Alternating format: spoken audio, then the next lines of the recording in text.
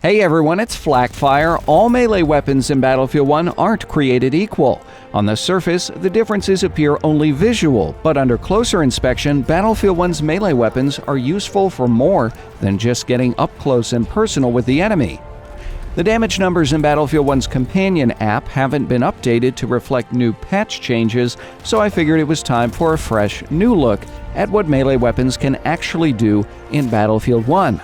To begin, remember that all melee weapons are one-hit kill when attacking from behind or attacking a prone target while standing. You'll also enter a takedown animation if the attack would take the remainder of the target's health. Battlefield 1's melee weapons can be grouped into three distinct classes: fast, medium, and slow. Fast weapons include knives, like the combat knife and the jambia.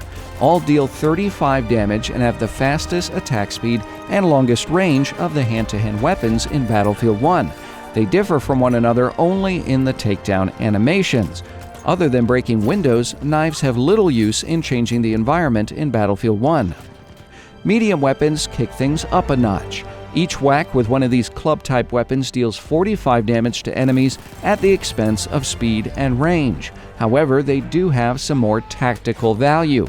In this tier of weapons, some have secondary characteristics. These characteristics include breaking wood and also damaging light vehicles. For example, the spike club and barbed wire bat can break wood and damage light vehicles. The trench mace can also break wood but can't damage light vehicles. So why choose a weapon like the spike club or trench mace over faster weapons like knives?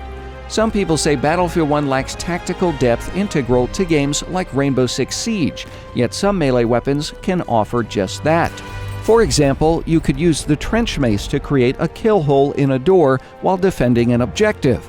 You can knock out shutters to create a clear line of sight for sniping. You can also get creative in other ways. Admittedly, the ability to damage light vehicles with a melee weapon in Battlefield 1 isn't particularly useful.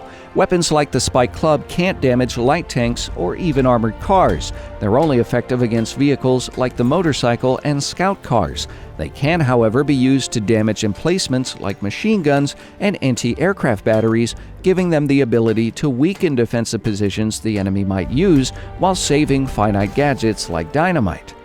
The most useful weapons for altering the battlefield are in the slow category, the Hatchet being my personal favorite. It's the only non-legendary weapon that can cut barbed wire in Battlefield 1, and it has the added bonus of being able to destroy wood.